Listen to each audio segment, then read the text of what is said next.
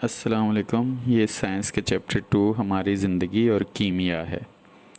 اس کا پہلا عنوان زندگی کے بنیادی تعمیراتی ایلیمنٹس یعنی the basic building elements of life ہے.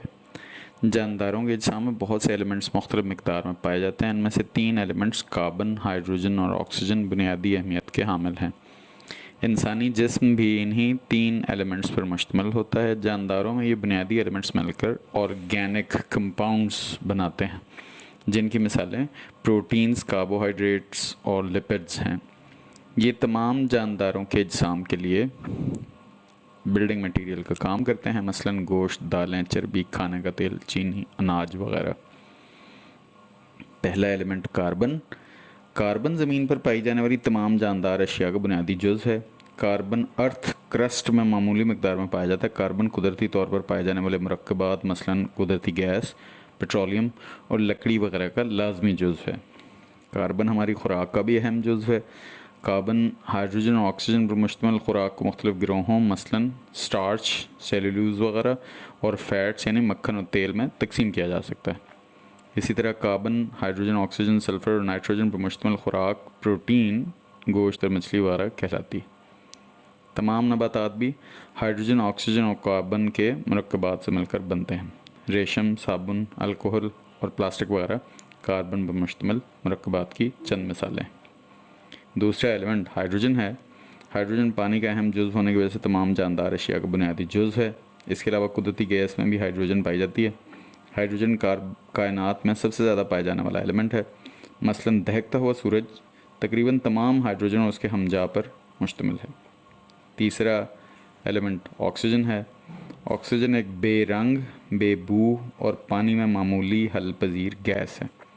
آکسیجن کی پانی میں معمولی حل پذیر ہونے کی صلاحیت ہی کی وجہ سے مچھلیاں اور دیگر تمام سمندری جاندار پانی میں سانس لینے کے قابل ہیں. آکسیجن ہوا میں پایا جانے والا ایک بڑا جزو ہے. گلوکوز، سٹارچ، سیلولوز، چکنائیاں اور پروٹین آکسیجن رکھنے والے آرگینک کمپاؤنڈز ہیں. اگلا عنوان ہے کاربن، ہائیڈروجن اور آکسیجن کی اہمیت. The importance of carbon, hydrogen and oxygen. آپ پہلے جان چکے ہیں کہ کاربن، ہائیڈروجن اور آکسیجن جانداروں میں بنیادی اہمیت کے ایلیمنٹس ہیں. ریسپریشن تمام جانداروں کے لیے انرجی فراہم کرنے کا عمل ہے اور فوٹوسنتھسس بالواسطہ یا بلا واسطہ تمام جانداروں کے لیے خوراک کا وسیلہ ہے. ان دونوں افعال میں یہی 3 ایلیمنٹس بنیادی حیثیت رکھتے ہیں. ریسپریشن. زندہ رہنے کے لیے آکسیجن ضروری ہے. ریسپریشن کے لیے اس کا کردار بہت اہم ہے. ریسپریشن ایسا عمل ہے جس میں جاندار پودوں سے آکسیجن حاصل کرتے ہیں تاکہ خوراک میں موجود گلوکوز کی آکسیڈیشن سے جسم کو انرجی فراہم کی جا سکے. انرجی پانی، کاربن ڈائی آکسائیڈ نکلتے ہیں جب آکسیجن اور گلوکوز کو ملایا جاتا ہے. یعنی اگر ایکویشن کی صورت میں یا مساوات کی صورت میں لکھنا ہو تو آکسیجن جمع گلوکوز، ان سے کیا بنتا ہے؟ کاربن ڈائی آکسائیڈ جمع پانی جمع انرجی.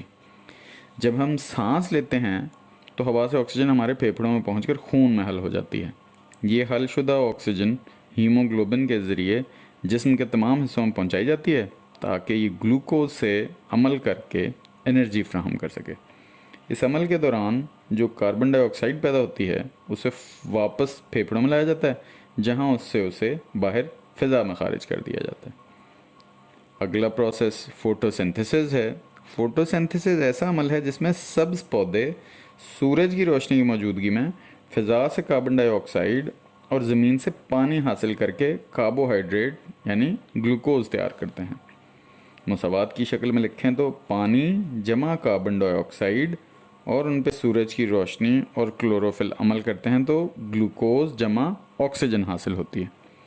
یہ عمل پتوں اور تنوں کے ان خلیوں میں ہوتا ہے جن میں سبز رنگ کا مادہ کلوروفل پایا جاتا ہے. آکسیجن اس عمل میں اضافی پروڈکٹ کے طور پر پیدا ہوتی ہے جو فضا میں خارج کر دی جاتی ہے. فوٹوسنتھسس عمل تنفس کا الٹ عمل ہے. فوٹوسنتھسس ایک انابولک یعنی تعمیری کیمیائی عمل ہے جبکہ ریسپریشن ایک کیٹابولک یعنی تخریبی کیمیائی عمل ہے. اگلا عنوان ہے کاربن اور اس کی اہمیت. कार्बन की बहुत थोड़ी मकदार अर्थ क्रस्ट में आज़ाद हालत में पाई जाती है। ये तकरीबन 1 लाख मुख्तलिफ़ अक़साम के मरकबात का हिस्सा है। कार्बन की एक मुनफरद सलाहियत यह है कि कार्बन के एटम एक दूसरे के साथ मिलकर लंबी जंजीरों वाले और गोल हलकों वाले रिंग्ड कंपाउंड्स बनाते हैं। अगला उन्वान होगा कार्बन की एलोट्रॉपिक फॉर्म्स और कार्बन की नॉन एलोट्रॉपिक फॉर्म्स, वो हम अगले हिस्से में पढ़ेंगे।